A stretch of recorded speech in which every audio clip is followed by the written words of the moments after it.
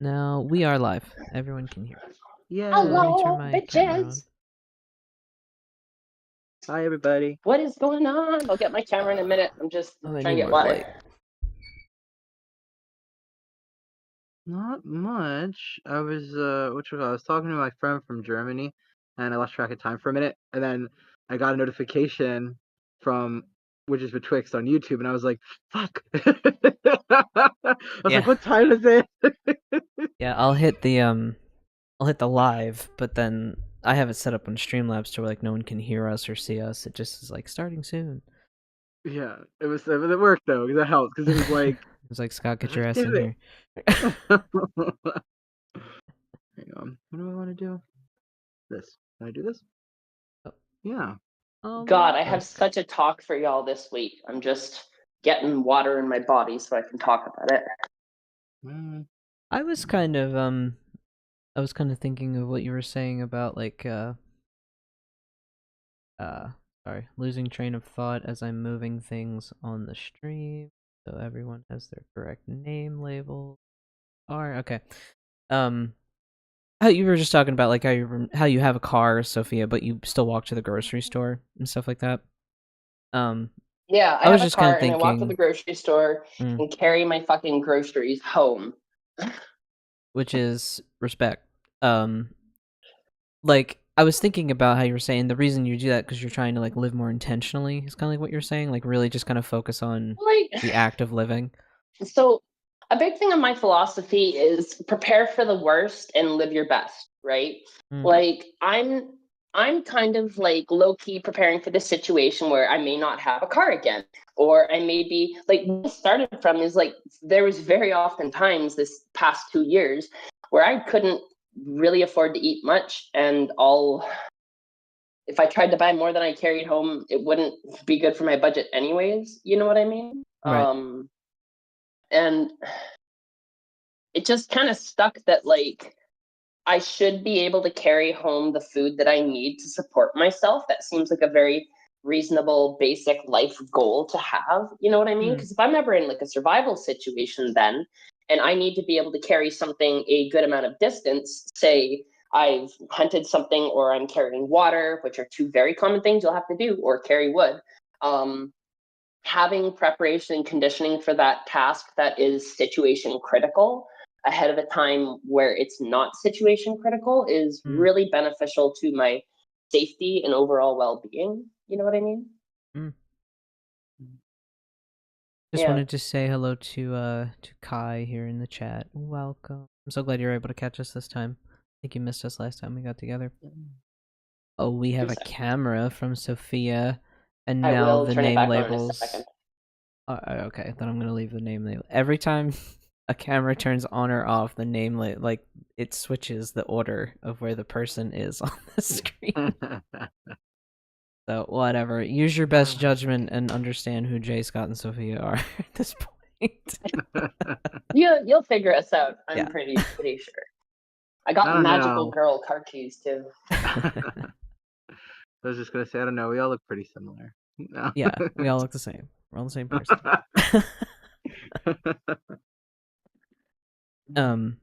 But yeah, what you were saying, Sophia, like really about this idea of like living intentionally and almost this like prepping sort of thing.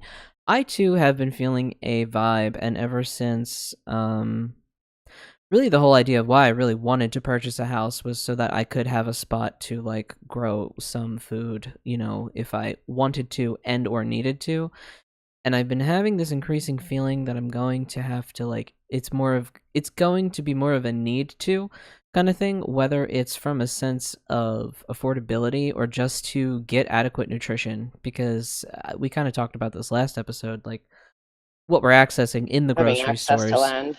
Yeah, the land, but also just like good food, you know, like good produce. It's severely lacking, and you know we're already seeing like the beginnings of that and what it's doing. And I've also kind of been on that same mental track of, you know, just trying to live more,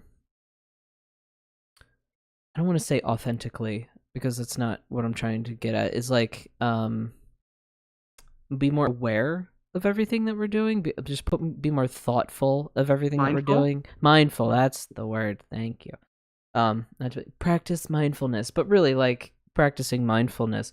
Like I bought a can crusher because my roommate Ken, he had expressed some interest in. He was like, oh, I used to crush cans, and like you can go to the scrapyard, you fill up, whatever trash can, they give you money for it. And I was like, huh, we drink a lot of canned beverages. We all like soda and energy drinks and stuff like that. And I was like, fucking right, let's get a can crusher. So I was like out there this morning with my can crusher. I was crushing down my aluminum cans so I could like recycle that and maybe put that money back into the garden, right? Like the $15 I might get from a trash can full of aluminum, I could put back into garden supplies. So, just stuff like that.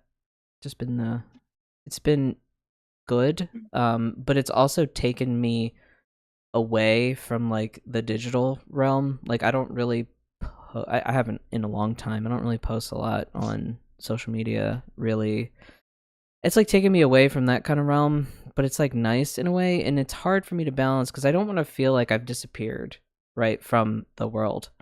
Yeah. And sometimes it feels like that when you take this kind of like break from your digital communications. But it's also like I'm tending to my garden kind of thing. Like I need to take care of some things over here. So it's a interesting balance, I guess. Absolutely. I've been feeling it as well. Yeah. Um I also think that, I mean, it's exactly the same. Like I've been just pondering really. There's no, I don't know, but I've been thinking like what if we come into, um another sort of Food what, like a scarcity. depression, like the Yeah. Great Depression, like with everything going on, like what if that was to happen, not saying that it will, just saying like what if What it if? were to. Yeah. Um and I think about that. I think about um how things are going. Uh Me and Darian were talking once again about like where do we go if we have to flee, Mm. you know? Um Things are not, I mean, I'm not trying to be alarmist at all. Like I'm not No. like currently like in a state of panic, but being realistic, uh I am nervous, Yeah. you know. Um and I find that I'm getting, even my mother, I felt really bad. Like even yesterday there was a political commercial on my YouTube. My mom and I were watching a really nice foreign gay drama, and she actually really enjoyed it, which was fun. But I digress. But of course, right in the middle of, the commercial was political commercial about Trump, Mm. and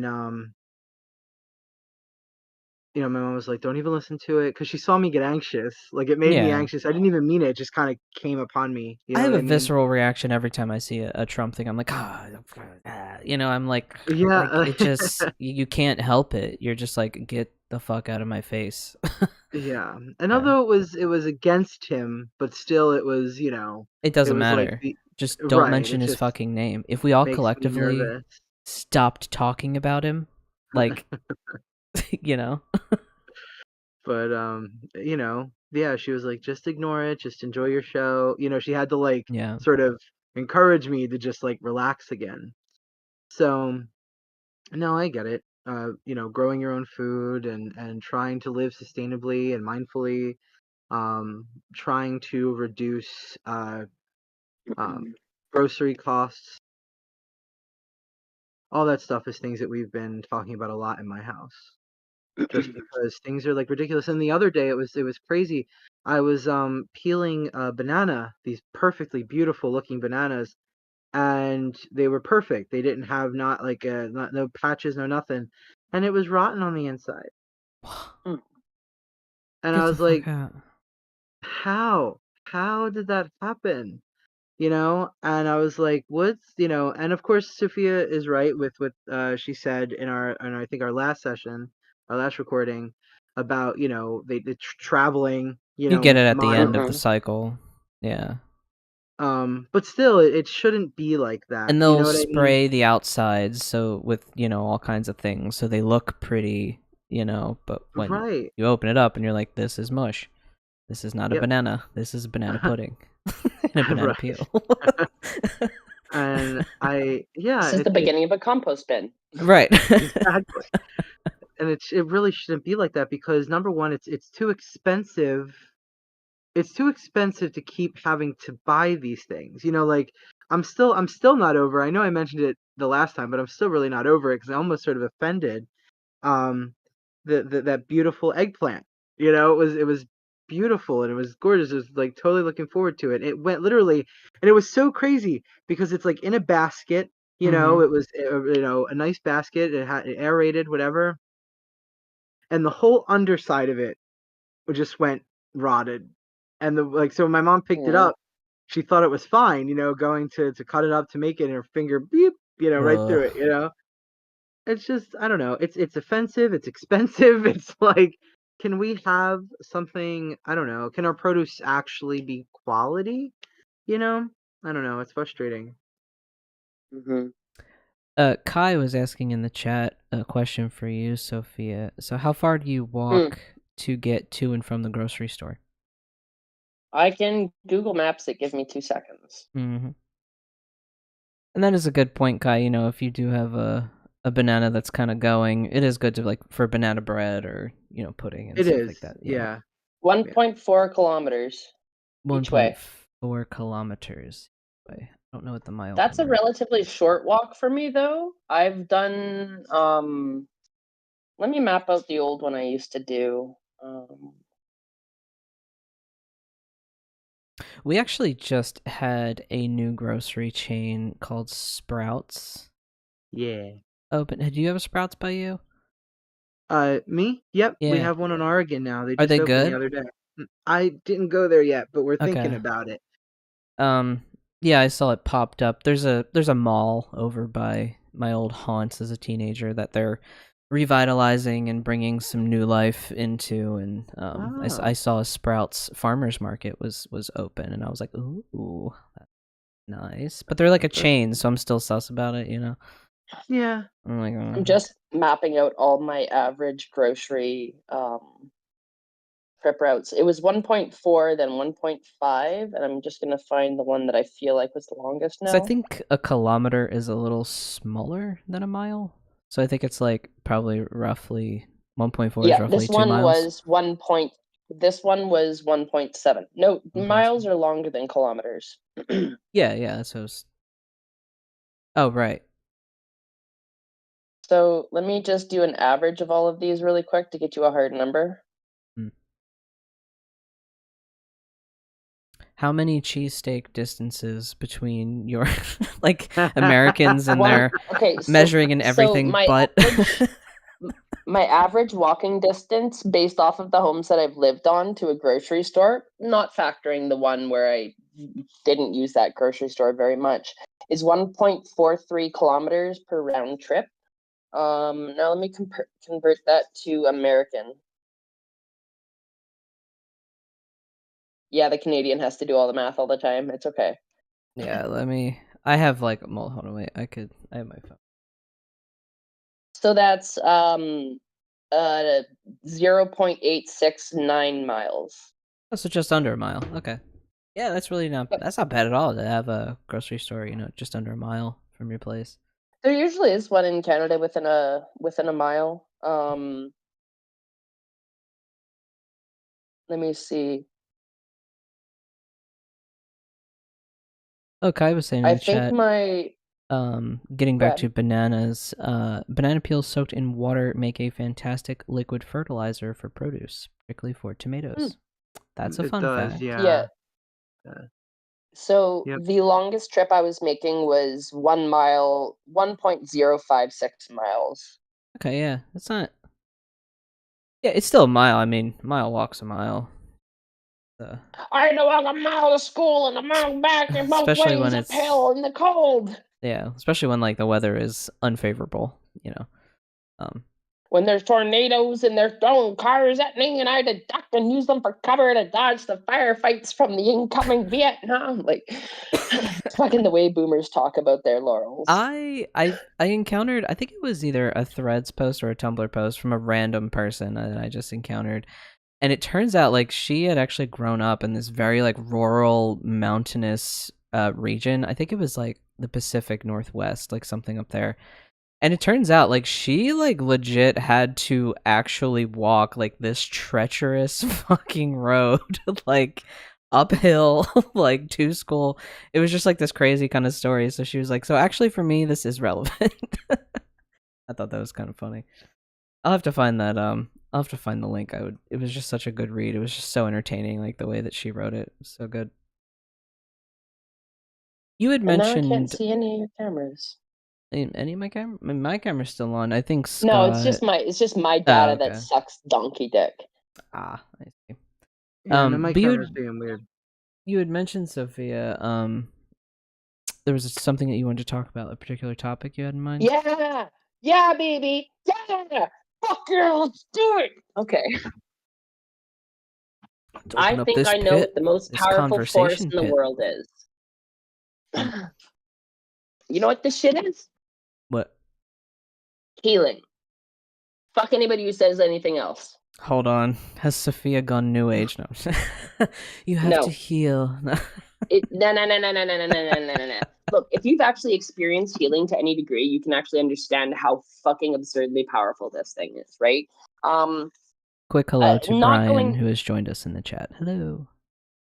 Hello. I had a hell of a weekend. I'm not going to go into the details, but I was there. I was supporting a friend through something difficult, and there was a lot that went on, but also there's that friend always has such a good exchange of mutual energy where like if you're there helping them through something hard, they're always like helping you emotionally too with like whatever you're working on, and they're very, very good at that kind of stuff, right?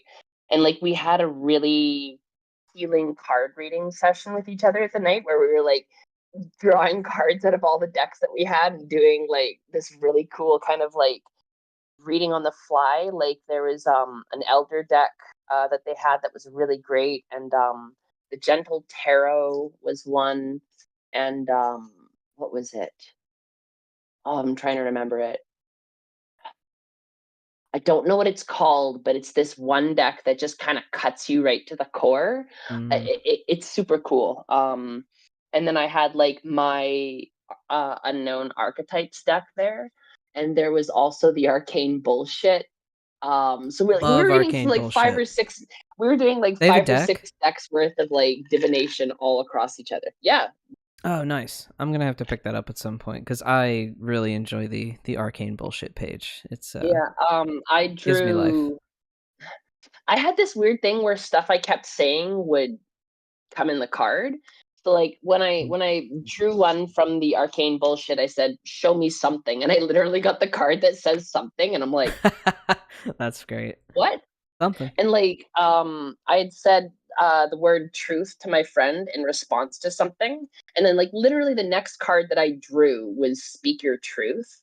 And I was like, that's interesting.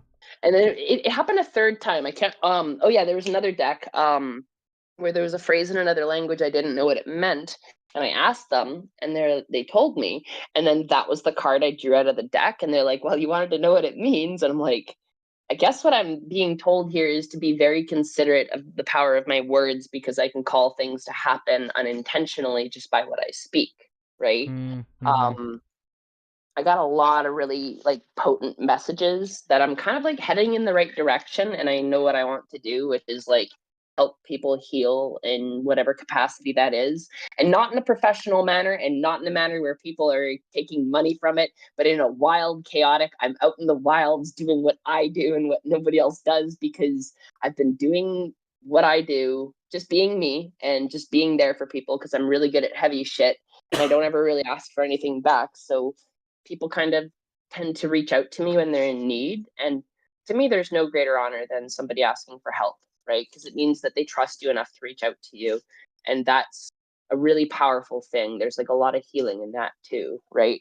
It's like I've had a lot of people that were never there for me, you know, and I had to really pick myself up and carry myself through a lot of hard shit alone. Because I felt like either I couldn't get the support I needed from the people I had around me, or it was something I just couldn't open up about, right? So being able to help other people through difficult things really helps me heal the pain that I've been through. And also, I've been going through like RMT, and I'll explain what that is because every time I talk about it, Americans say, "What is that?" It's a thing in Canada called registered massage therapy, where there's like actual checks and balances and standards of how to do massage therapy for like therapeutic relief, and it's straight up is like healing, right? And the more that I get treated from it, the more I'm starting to feel like the aging that we suffer so much in our 30s, where everybody's just like, you hit 30 and it's downhill from there. I really truly feel like a lot of that is unhealed wounds and injuries that we take both to our spirit, our body, our mind, and our heart, and all of us, right? And that don't get treated because we're not in a system that prioritizes us having any capacity of healing, because the more we're beaten down and subjugated, the more we're easily coerced to do what they need us to do, because it's a society about dominating other people, because that's what colonization and settler colonial society demands of us, right?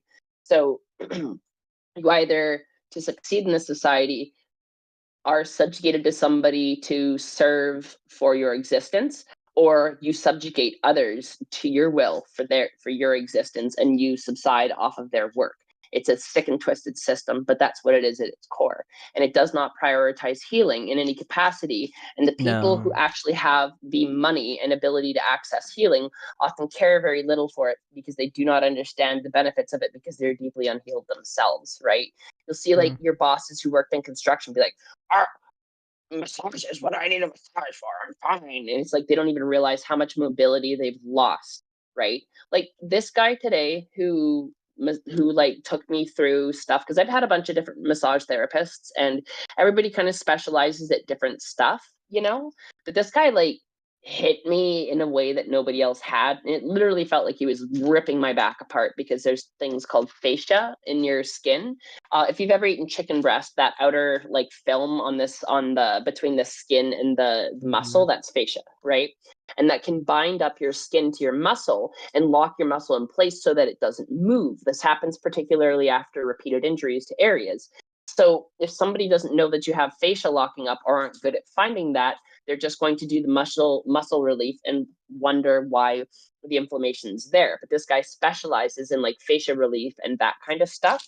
So like he was going over my back and hitting pockets of stuff that had, this may be a little gross, but like there was parts of my back that were so loud that they crunched that we both could hear them, and it was like popping bubble wrap on my back, right? And a But it lot of wasn't a massage therapists, chiropractor. It was no, he's at massage. massage therapy. Yeah. He was not cracking my bones. He was only breaking up the fascia bonds that had locked the muscles into place, right? And anybody who's like a massage expert is like, he knows what she's talking about. He explained it to her, right? So you can often like I couldn't even move my shoulder back in a certain way without it being slower, until he like broke up the fascia bonds on it. And like, oh my god, it was excruciating. Like I have extremely high pain tolerance, so I told him like mess me up, and he did. um but also after he had moved me through all of that and the fascia bonds were broken up, I got to experience a type of massage relief that I can only describe as ecclesiastic. Like it feels like a religious experience, because you have all of this pain that's like the glue that you feel like keeps you together forever, especially if you live with chronic pain. And then the moment that you're pushed through this like climax of it, like literally being excruciating, and you push through it and focus on your breathing, and like that's what meditation and a lot of like occultism and shit's really helped me with. And then suddenly when they start massaging the muscles, now that they finally have relief, and you get like a type of massage that doesn't hurt, because all it's doing is releasing tension and pain that was never able to release before. And it literally feels like you're like flying in the clouds, and you're getting visions of like divinity and like seeing the true power of healing, or at least I was, because like Jesus fucking Christ, like the thing the night before with like all the stuff and the cards, right? And then like having that experience of actually having somebody, because I had to switch days where I'm normally doing my massage therapy, because I'm working now, and I can only go in on Sundays.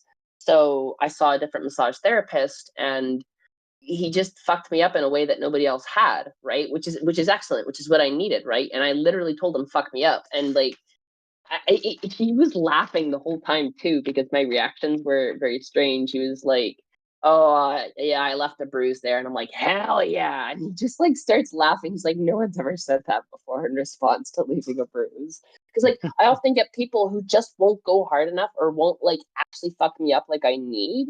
They're always worried about hurting me. And that's kind of what doesn't help me. And I finally got somebody who listened, and like bada bing bada boom, I can move again. And I just stood up and like did the little stretch like that, and my back like realigned itself in a way that like a chiropractor would have to do, right? Simply because the muscle tension was holding it completely out of place, right? And that's just the start of it, because there's so much more that I have to get done. And like fascia bond breaking is like literally just like rolling the skin, but you do it with like the muscles and on the back. And like once the release is gone, like when he does it in a area that has no pain or tension, it literally doesn't feel like anything. It feels like the skin being just rolled a little bit.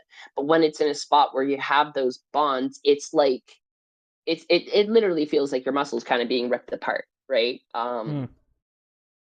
But it's so incredibly healing. And I managed, like, just walking afterwards, I went to go put on some music, because for some reason the song cold as Ice by Ava Max was stuck in my head. And it was just like, no, when I opened Spotify, my spirits were just like, no, fuck that, you're not cold as ice, listen to this song. It was by an artist I've never listened to before. I'm like, you know what, fuck yeah, let's do it. And it was like such a personal message. I'm not going to go into it, but it was basically like, you're on the up and up, and this is it, and you're just starting now. So like, you're on the fucking path, and do it, and don't step off it, right? So I truly do believe that healing is one of the most powerful forces in the universe, and that it is the glue that has been holding the world together that is actually going to start to stitch it back up. Because we don't need more conflict, we need more healing. Yeah, there are people who are causing conflict who need to be dealt with, but that can also be a process of healing, right? And there's so much in it, right? I truly feel like the world just hasn't experienced it, or people who don't understand the power of it don't understand, probably haven't experienced it themselves, right? Because I've both witnessed the power of being able to administer violence to defend myself in lethal situations. Not that I administered lethal violence, but I've had people try to actually, like, to me. So, and I've also seen the power of being able to heal from those wounds and not have to fear walking down the streets, because I know who I am, and I know I'm protected, and I know I can take care of myself, and I don't need to worry. And I don't know, I'm kind of finding the beauty in holding massively opposing energies in your body. Like, I can absolutely defend myself, but all I want to do is heal. And somebody could hit me in the face, and I could look at them and say, why did you do that? Unless they truly were trying to hurt me, and I would know that by their next moves and how they were doing it, and I would respond accordingly, right? Right, yeah. Mhm. No, that Because I massage just want to heal sounds the world. cool. Massage therapy sounds really cool. Sounds like something I would hate to do, though. I don't know if I'd want to pay for someone to touch me. It doesn't sound like It something I is, want to do. Because but people it are is so gross good. and dirty, and I don't. Ugh. Also, I don't trust massage therapists here in America. I think like it's really hard to like find like everyone's a fucking massage therapist like in their spare time. Well, that's why we have RMT here, Yeah. because there's like checks and balances to make sure that they're a registered Also, I can massage only therapy, and they do it, imagine the and they do it cost. out of a clinic, and it's billable to your insurance company. My benefits pay for 80% of it. That's what's up. No, that's cool. And soon it'll be 100% because or not 100. It'll be 90% because I'm working again, baby, and I'm gonna get up to fucking tier 1 benefits. Look at that. That would be great. That's what's up. So, Brian is in the chat and actually has something he kind of wants our opinion on. So, he was asking, have you folks ever dealt with homophobic workplace environment? I just started a new job last spring, and as time went, it appeared to be a homophobic workplace. I'm only out to like 2 people.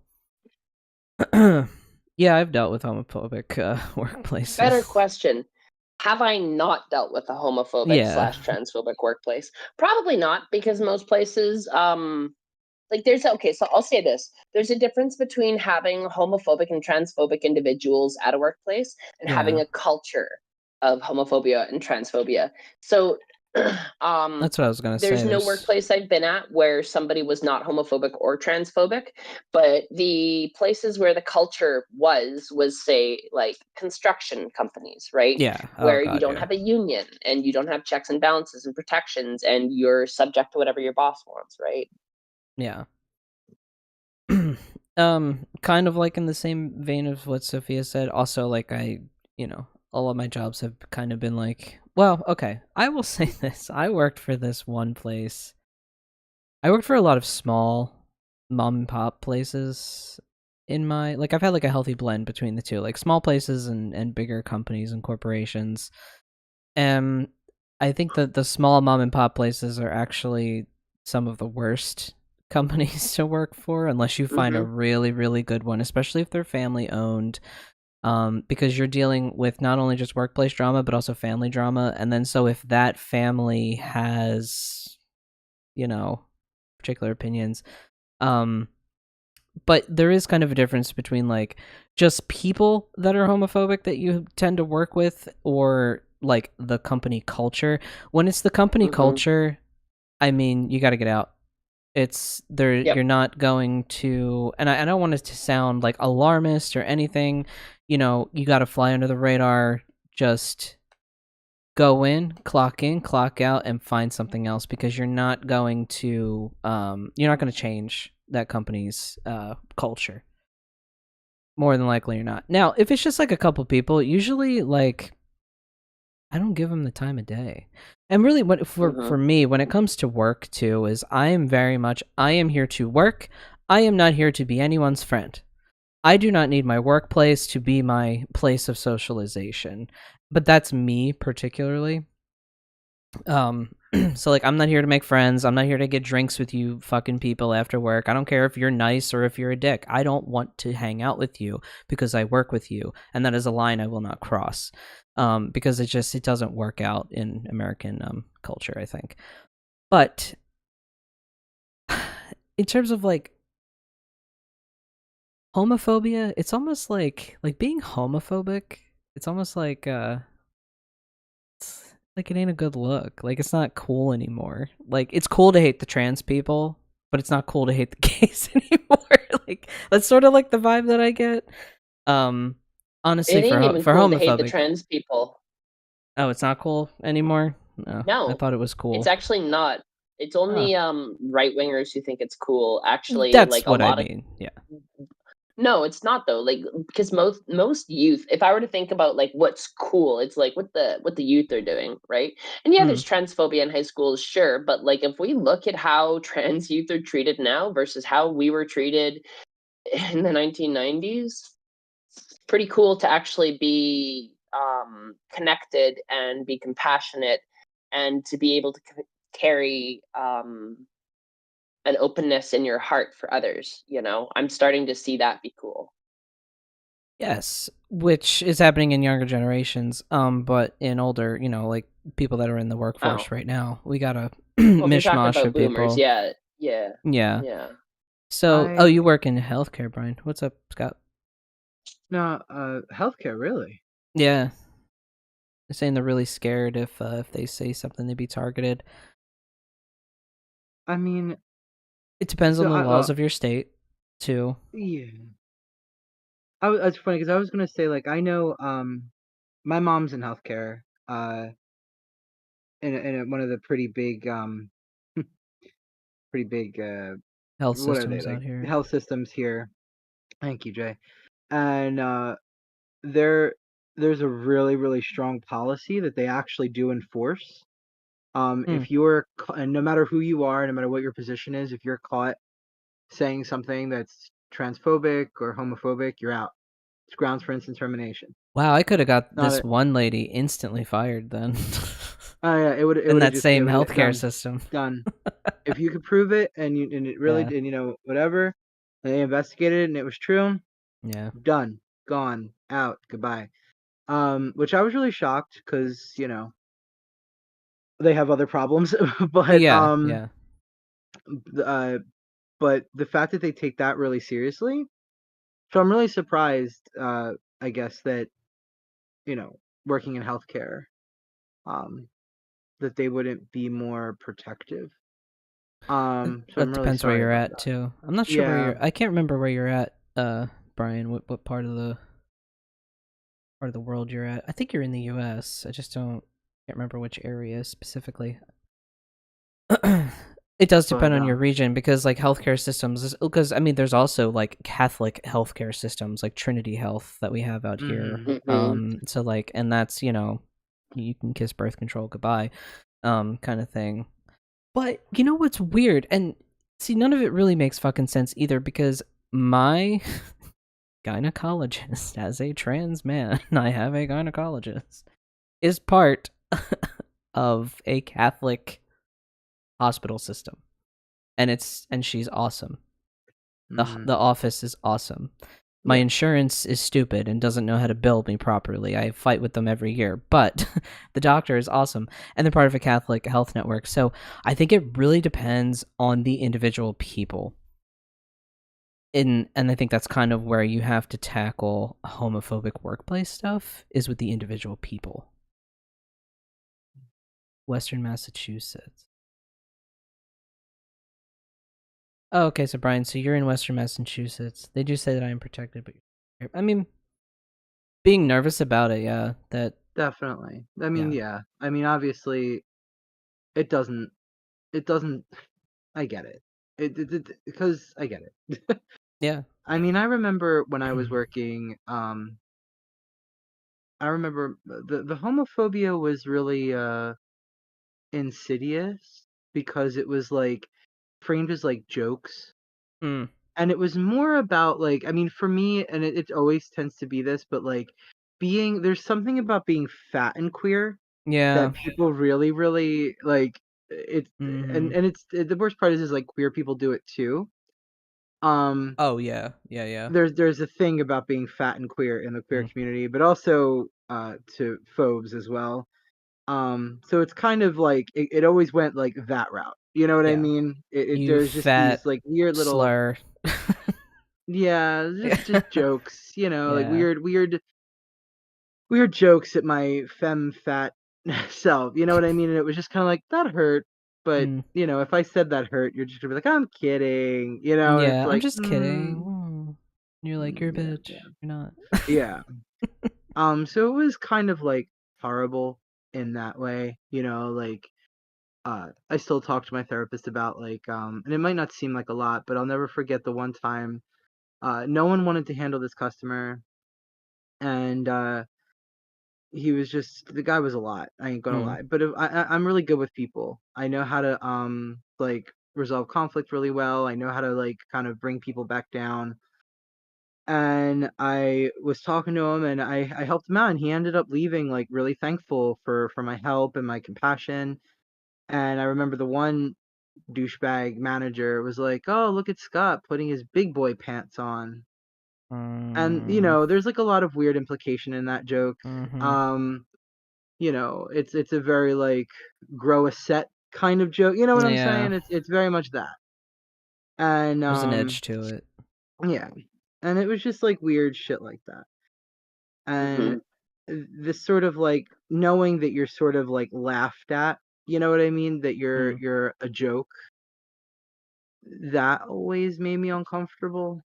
But I guess in some way, see, I guess because I knew for like, because I had there was a worker there, who I found out he was bisexual himself, and Mm. he ended up getting let go because he outed someone on the Oh. job, and he didn't really mean it. It was an accident, Mm. but he still got let go, even though he was like queer himself, kind of thing. Mm. And I mean, I guess like that kind of was like, okay, well, you're not going to say anything directly homophobic, you know what I mean? Yeah. Um, so it was, I get it though. I get being scared of like people, the workplace is really weird. You know what I mean? Because like you don't really want to make any waves because they're the people you have to go and like be around every day. You Right. know, and you're like Mm-hmm. forced to be around them. And you don't, then they try to get you, you know what I mean? They try to like, any little mistake you make, they'll start like documenting it behind your back or, you know what I mean? And then Mm-hmm. eventually, like they'll just go after you, they'll gun for you. So I get it. I get A why he's cool scared. a cool cover or sort of blend. I have noticed there is an uptick in cishet couples calling their other half their partner. Mm-hmm. And so partner is such a general fucking term. I know it used to be like only the gays called, their partner's their partner, Yeah. but like it's really kind of become more commonplace. I don't know why or how the trend is. I don't know. It's an interesting social phenomenon, I think. But I have noticed an uptick in that. And so when I worked for this real estate office, I was still like I was out as a man, like I went by Jay, like that was my legal name, everything. I had not had top surgery yet, so I was still binding. So if you were looking hard enough, you could probably tell that I was binding, my chest down, whatever. And so people probably knew I was on T, so I did have that going for me. But I'm sure, there were still probably some obvious tells. But I think at the end of the day is how I got through that was I did my job. One, I did my job, and I just was kind of like overwhelming, like in the sense of like I went through it knowing that you're probably talking about me behind my back. Yep. You're probably making snide comments about me. Yep. Check. Like you're probably doing all of the stupid high school fucking bullshit that I have dealt with my entire life. And guess what? I have still made it in life. I'm still employed here. I'm still working this job. I might be making more than you. I don't know. I'm a new hire. Just like edges, little stupid little fucking bullshit like that. Like those are you just everyone is working a job because we all don't want to because we all need to survive. You know what I mean? Like we're all just out here working a job because we need that paycheck to survive. And I think if we can kind of bring more of that energy to people in the workplace, but some people are just blinded by their own bullshit. But Mm-hmm. if you're in Massachusetts, I do think there's a lot of protections up there. It's pretty damn progressive as far as I know. I think the further kind of north you go up, it's pretty progressive. Their progressiveness is kind of very much like Pennsylvania's, where like I Mm, know like Boston probably more progressive. more I know like Pride, Salem, yay. like the Salem, Massachusetts, they're really progressive. But like they kind of have like the boonies. I know they tend to be a little bit more conservative, like our boonies out here. The outer counties and stuff. The ones who are all like Philly is trash because they're Right. liberal, Yeah. you Yeah. know. Brian said, "Thank you, Scott, and you folks. Hearing what you folks said, I might escalate the situation and see where it goes." Yeah, I mean, it also depends on what they're saying to you. Are they like, "I'm going to stab you because you're gay"? Like that's like totally different. You know what I mean? Like if they are like, "I'm going to physically cause you harm because you are who you are," then yeah, you need to escalate that and have all your also, bases covered for sure. also too, I mean, like another thing that we haven't mentioned yet that's kind of really important is the witchcraft. Right, the witchcraft you can do to kind of mitigate this. I think that I personally, and I stand by this. I think that every practitioner should go into work with protection on. Hmm. Um, Mm-hmm. and I think that and different kinds of protection. I definitely think the Malocchio stuff from the to protect you from the eye. There are a lot of envious people out there. There are a lot of people who don't wish you well, who say one thing out of their mouth Mm-hmm. and mean another. Oh yeah. Um, I also think that spending time with people that you don't know much about, um, when you're sensitive, when you're a witch, you take on a lot of that crap without ever even meaning to. I mean, everyone does it, whether you're a practitioner or not, but we do so more so because we're aware of that, right? We're kind of aware of the miasma. And I think it's important to protect yourself just from other people's psychic and psycho spiritual crap. And then of Some course people bring their again, shit to work with them, like their yeah, home and shit, it you and it know. lingers and it just stays in the air, and you walk through it and it clings to you, and it makes you feel something. It makes me feel physically heavier. Like I feel physically weighted down, and then like when I clean it off and I do my prayers and I wipe myself down, suddenly I feel 10 times lighter, right?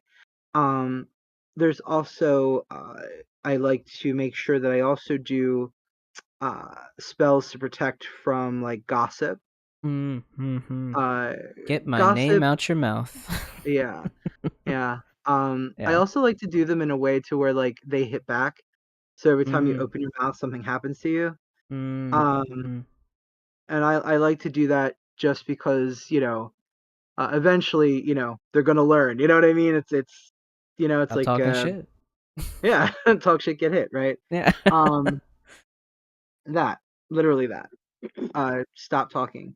So I think that that's really important, and that it's not just it doesn't matter the kind of job. I also think too, working in healthcare as well, as someone who grew up in the hospital, who grew up running kind of running the halls a little bit of a hospital and doing homework near a morgue and shit like that. I'm sure you overheard conversations you were not supposed to be hearing. So many times, so So many many. times. That elevator, those doctors, man. um, I think it's also beneficial. Now, I don't know if he's in a. I don't know if you're in a hospital, Brian, but regardless, whether it's an office or a clinic or a hospital, um, I think too, it's really beneficial to keep yourself sort of hedged um, from everything going on.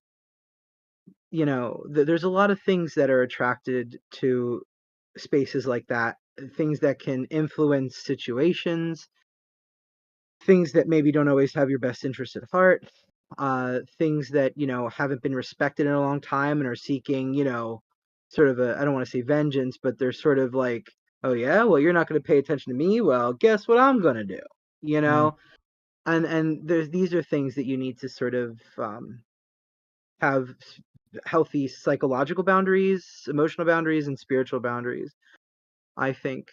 And then the worst part is like it's sad that I can tell that all of us, like as we're talking about this, I could tell we wish that there was like a definitive answer, Right, right? like Like this is we how you wish deal that with there it. was, but we all know, like if we were like, oh well, you know, if if we were like, oh, go to HR, but we know what HR really works for. You know what I The mean? HR works Like, for the company. right? Yeah, HR is not to And it's protect like, you.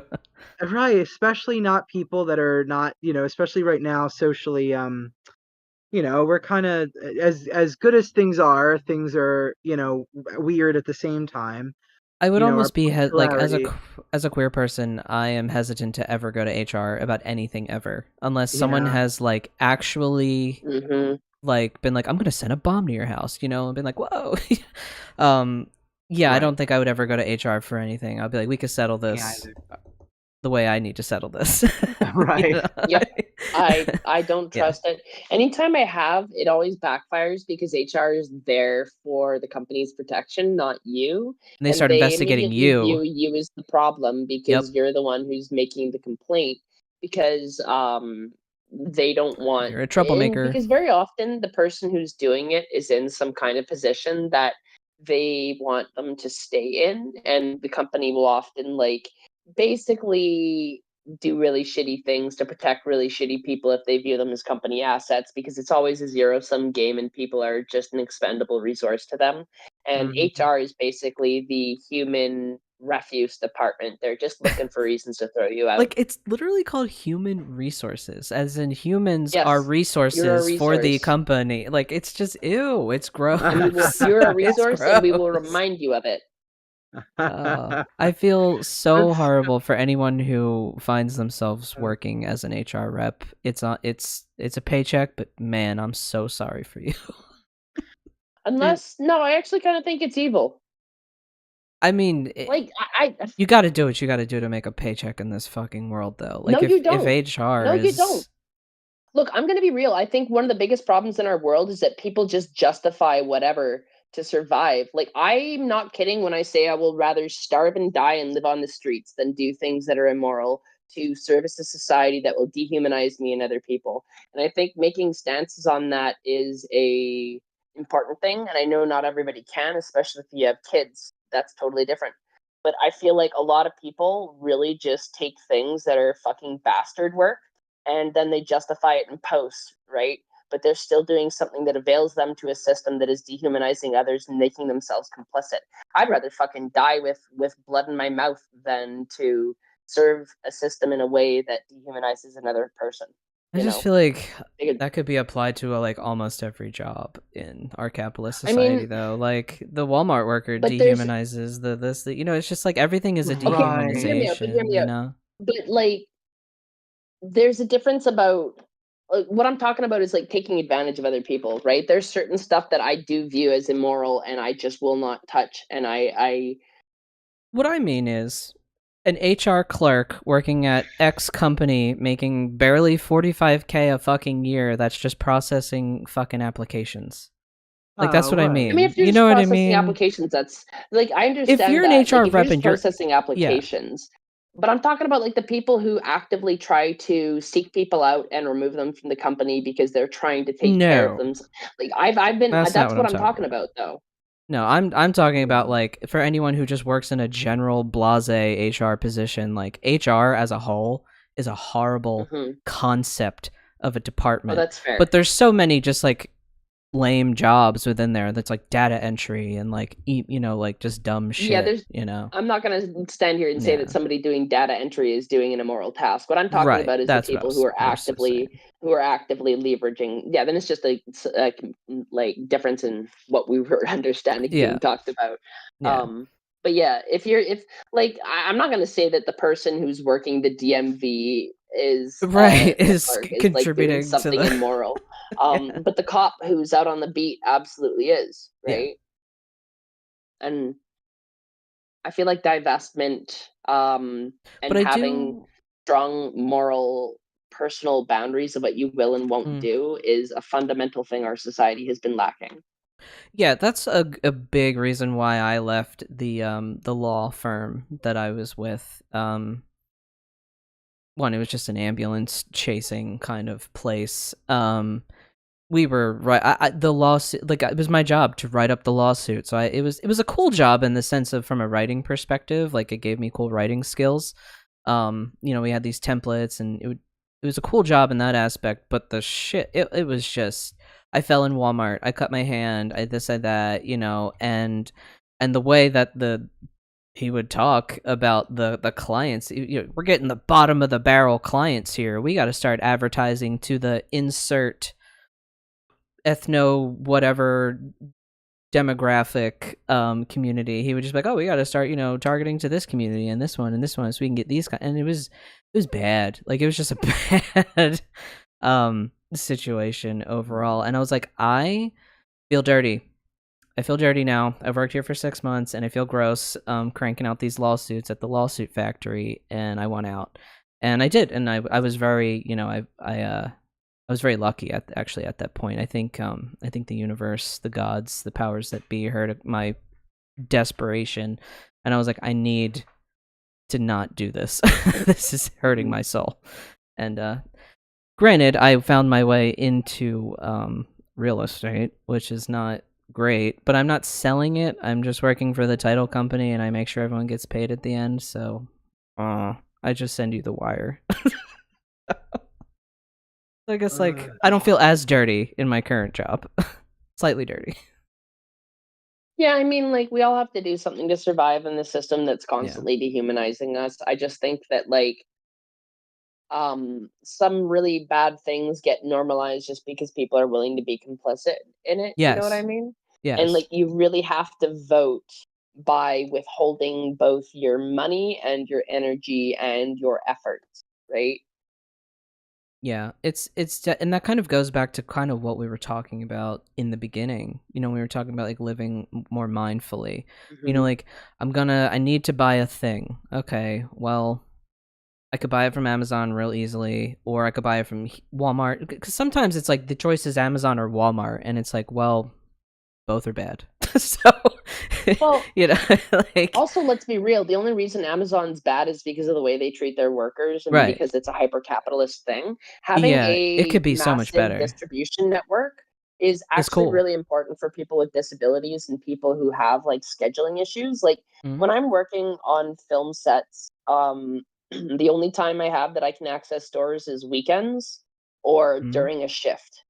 There's no free time during the week, period. I can't get my prescriptions if they're not open on the weekend or like Doctor's maybe appointment, 24 forget hours a about it. day. Yeah, Yeah, you can't do it, right? can't I do have to book a nothing. day off for a doctor's. I can do doctor's appointments because that's Mm. important. Like I can book a day off for that, but like, You yeah, can't be like, and hey, I need off tomorrow. Why? I gotta go to the grocery store. It's like, no. sometimes I'll be in a critical situation where I need something like capital N, need it, life or death for my job, and I can't get away to get it, and I have to order it on Amazon because it'll be at home when I get back and ready for me, right? Yep. It's a critical resource for a lot of people, and it sucks that it is withheld by somebody who is so evil and so unnecessarily exacting of the labor. You know what I mean? Like they don't need to do any of that shit at all. And they could pay people so much more, but they don't. It's a choice, right? And I Mm-hmm. think it's frustrating because that system improves a lot of people's lives and gives access to people who have strenuous needs, right? And that's also why like I also understand why certain people who are in hard positions like that kind of have to take a bastard job, right? Like if Right. you're in a Like, disability position mm-hmm. and you can't take like do what I do and like be homeless if you like if the system were to fuck me that bad, I would be homeless out of spite, and I'd still survive on the streets. Not to say I would willingly move myself onto the street, but if it happened, I'm gonna live out of spite and keep kicking and like do my own shit and understand how like resource networks and mutual aid work, right? Um, but like I know that not everybody has that experience, I guess, because like it was Not an everyone is experience, experienced at, like, not everyone could just be like, yeah, I'm gonna, like, not everyone could survive, a life on the streets. Not Exactly. everyone has that And I knowledge. and Yeah. I absolutely acknowledge that and hold space for everybody who knows whether or not they would or would not. And I know there's a lot of vulnerable people who need a lot of vulnerable care. And I'll say to those people, surviving and taking care of yourself is the act of resistance. Try to cause as little harm as possible within the system. And if you do have a job that causes harm, pay healing and benefit forward where you can, Mm. right? So let's say maybe you work for Uber and you're a coder who earns 500,000 a year, right? But you're doing some work for a company that's deeply unethical. With that resource, you can allocate networks to people and help so many people out, right? It's one thing to take advantage of a system that is broken like that only to leverage benefit for yourself. It's another thing entirely to steal back wealth from corporations that they would like to pay into people who would keep it in closed circuits of wealth, which is why they control education, right? And to Mm. take that resource and to send it back to a community and distribute it because if you come from a lower income background, you know how to live with lower income, right? You You do. don't need five hundred thousand I dollars a had year. You need under 30, right? I had a If I were to jump boss. to that pay level, I would just be fucking helping people. Yeah, Go like ahead. I had a boss. I had a boss when I worked for T-Mobile years ago. I had this vision. I was like, I'm gonna start T-Mobile. I'm gonna work up my way up to corporate, and I had all these like big college dreams, right? So I remember talking to him. He was just a store manager. He was a store manager, and I was talking to him, and he was like, "Oh, I need more money, this and that." But it was something that a mentor had told to him, and he was like, "You're always gonna need more money because once you bump up that salary range, your life sometimes adjusts with it." And I was like, "Okay, Sometimes a that little kind of bit. makes sense." Especially if it's like if you were kind of like struggling before and now you're like, oh, I make enough to where I can kind of like get ahead a little bit, or like, you know, maybe A I'm like, really good example. Sorry, go ahead. I but was just that's gonna what he say was kind really of good saying, is that it kind of sorry. like adjusts. But after you reach a certain, like, there's a certain limit of money though that's like, all right, you don't really fucking need like all of Not that at all. though. Yeah. Yeah, and the example was buying a car for a job that you need. Like, I got into film and I needed to get a car for the ability to take dailies, because otherwise I can only take show calls. And they have to provide me a vehicle, which is harder to get a job to do that with if they know that they need to give me a van for me to be on the show. Right, but you So didn't nobody's gonna buy really take like that a risk. Ferrari. Like No, I bought a used Prius so I can right. get the least gas possible and make my overall cost in the long term as minimal as possible, and then have the later cost be as minimal as possible. Yeah. That works. That makes Exactly. sense. And like past the point of needing a car, I'm not gonna go buy a house. Not in this economy. Fuck that. I'm not gonna pay somebody ludicrous amounts for a house that's on stolen land to begin with, right? I'm gonna wait for the market to collapse, or I'm going to do something else, I right? had a moment. I had a moment yesterday. I think I flew out of my body and I wanted to rage and destroy the world. It was like this moment of like intense rage that quickly dissipated. Rage So I was at a enlightenment. yeah, it was rage enlightenment. I was at a family barbecue, Rue's family, yesterday. My entire life, I have been fed this narrative. You go to school, you go to college, get a good job, buy a house, right? That was it. That was the path, right? These motherfuckers, these old motherfuckers were sitting around this fucking table yesterday, and they all, me as someone who's young, who just bought a fucking house recently, right? They go, yeah, I wouldn't buy a house. Too much work, too much this, blah, blah, blah. I would just rent forever, let someone else take care of it. And I was like, Read you the fucking pieces room. of Read shit. the fucking room, you asshole. I was like, I am leaving. I went over. I was like, I gotta hit my vape for a couple minutes. I'm Just done. vape fucking clouds coming out, man. I was like, oh no. Oh yeah, that was it was a moment of rage enlightenment for sure. But all things are solved by, you know, our vices. Step away and enjoy your vice choice. Sometimes your vice is the glue that keeps you together, and I completely fucking understand it, because I have been a chronic weed smoker for ages. Yeah, and that was also the other topic of conversation at the family barbecue, which was not helping, was, you know, weed is bad and it's stupid. Well, they're all pounding down, you know, beer after beer. And then Weed is going and bad. fucking doing lines of coke on the weekends or whatever. Right. Like, fuck. I'm like, all you Gen Xers and Boomers, like, shut the fuck up. Shut up. Weed is bad, said the white person who then went to go put on cocaine, put cocaine Right. straight into their nose that was cut with gasoline. Like, Weed fuck. is bad. Do cocaine. Yeah. Oh my gosh. Jesus. But we have been going on for a little bit over an hour. It's been a fun one. Yeah. I've had a good time. It's so hot. Me It's so too. fucking hot here. I have It is so hot here. I have central air, and it's like still not like enough to keep it. It's like cool breath. Like you've put an ice cube in your mouth. You went. Like, Yeah. yeah. Yeah, and we're apparently like this till Saturday, so. That is evil. Mm-hmm. I wish to And I speak don't have to the central manager air. about that. Yeah. I almost kind of wish I had the window units again. Like I'm kind of torn now. I'm like, I don't know what would be better, you know, to have the individual window units for the bedrooms, you know, because I The like an only thing ice cold I bedroom. really do feel bad for you if and when that fucking thing breaks, because they're really expensive to get. It's a big to do to get It those is. systems fixed. Yeah. And I hear it's expensive, because that's what my Aunt Gina had a problem with, is that like they're not cheap to get fixed. No, but I think they last for a while. So it's one of those things like you spend a lot of money once and then it like lasts for a while. Yeah. So I don't know how old the unit is here. I know I gotta get it serviced. I don't know. This is like boring homeowner shit. I get it. Whatever.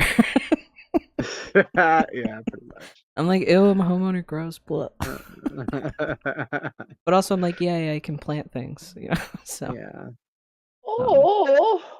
Any kind of concluding thoughts before we wrap up today? Oh, you know what?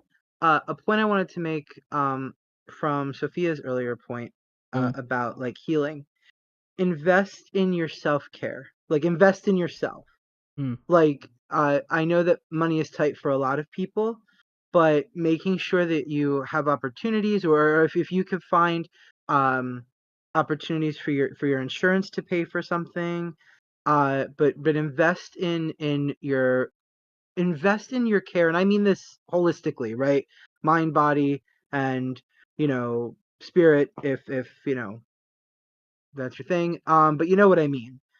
Take care of yourself, because taking care of yourself, like Sophia said, is a form of resistance. Knowing how to care for yourself and understanding, don't sit on like health problems, right? Like if you notice that something's hurting and you have the opportunity to go get help, I should say, please do so, right? Because if you have the opportunity, you're just sitting on it. It's also kind of a slap in the face for people who can't. You know what I mean? A little bit, So yeah. like, so go take care of yourself. It's important, and I know sometimes self-care can be wrapped up in self-worth, right? And we sometimes feel like I'm undeserving, but I promise you, you're not. Your self-worth is embedded in your existence. The fact that you are here, the fact that you live and breathe and love and cry and all that other fun stuff, that is, you are worthy because you are. All right? That's my closing. That's my. I like And that. I'll add to that, like, one thing you gotta care for too is your community, right? And your community is you as well. You can't.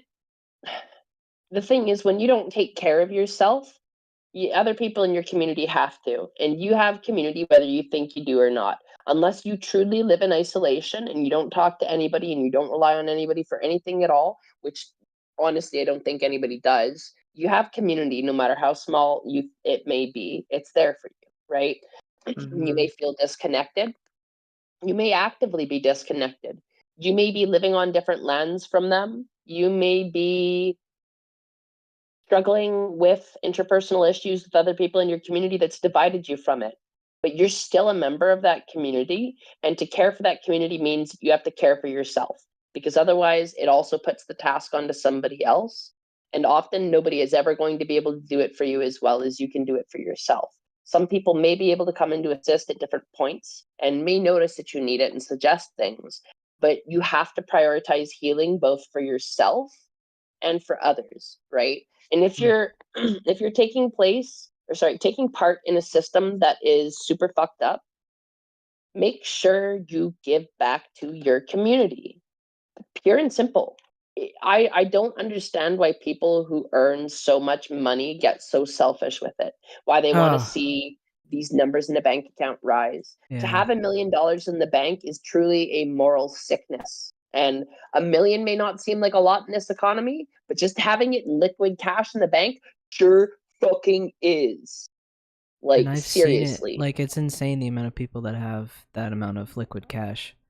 Like, I see it every. I don't want to go on a tangent about that, but they don't need it. It's wild. They don't use it for anything. We really need to invest in mutual aid and like anarchist resource networks, because that shit doesn't cost you a penny and you're already doing the work as is. Just remember, when people start saying that we need rich people, we pick the food, we grow the food, we ship the food, we cook the food. They don't do anything for us. They stole the land, they stole the system, they stole our rights, they stole our protections, they stole our social security nets that we set up for each other, they stole the funds from our roads, the ability to replace the lead pipes that are poisoning you and your family, and they stole the clean air from us. Do not let them steal anymore, because they will take everything until we have nothing left. Divest today. I agree. And I was not reading that from anything. No, I love it. It's difficult. Like when you hear, it's difficult to go through every day sometimes. But That's why we're here, and we get together every week and we talk about all of the shit. This could be like this could like come up in like some history, some shit one day from now. You know, and like this podcast like captured all of this world history shit that was happening. Real time. You know, they'll probably have a lot of podcasts that they reference for stuff that's going on through history. You know, just and this like will they not be look one at. of. I was gonna say just like they look at garbage piles because this is a bunch of garbage. Actually, that's really true. Not anarchists, archaeologists look through garbage piles when they're like looking at societies. They very often go to the dump. Makes sense to me. It's where I find all my best stuff is thrifts and piles. That's where I find my best trash. friends. Yeah, we're out there. We're out there goblin maxing, and I will build my junk empire on the remains of society. Junk empire. Right. Yeah, I was gonna add to that, but no. Yeah, we'll workshop it. I did want to read. So Brian did say in the chat, "Thanks for the advice, my queer witches. I'm glad I got the chance to tune in today. You folks are a blessing. We love you, and I hope what we said was helpful. Yeah, I really hope what we said was helpful for you. What do we got for the monthly shoutouts? Yes, and I was getting to that. So we have a Ko-fi page, and on that Ko-fi page, we have a tier called the Hail Satan tier, and that is $6.66 a month, and you can hail whatever you want. So you can send a message or a promo, maybe you got a business, a friend, or just a message, whatever it is, and you can shout that out. We'll read that on the stream. We'll shout that out. We do have one subscriber in that tier, and that is Tink, and Tink always wants us to remember Free Palestine. That is still Palestine. Yes, Free that Palestine is still happening. Free Palestine and all war. It's still happening over there. I know sometimes it feels like the Congo too. Oh God, I didn't even know about that. Oh God, yeah, there's a lot going on. That should just be the title of this episode. Shit's fucked. I mean, no, we were talking about a lot of healing and other stuff too. It'll be a good title. But yes, our Hail Satan tier. Tink always says Free Palestine. River to the conflict sea, baby. is still happening over there, so please let's not genocide. Let's not let Palestine get literally taken off of the map in our lifetime. Yeah, except Google took it off the fucking map. Yeah, except that. So hex Google. All right, with that. All right, everyone. Scott, the diabolical cackling. This is the last hex Google. Hex Google. Okay, bye. Okay, bye. We really have a habit of taking shots at the people who own the platforms that we air. Fuck them. I'm laughing. Yeah, fuck them. I use Google everything, but also fuck Google. We're gonna use your text to subvert you, bitch. Do something about it. All right, everyone. We're out of here. We'll see you next week.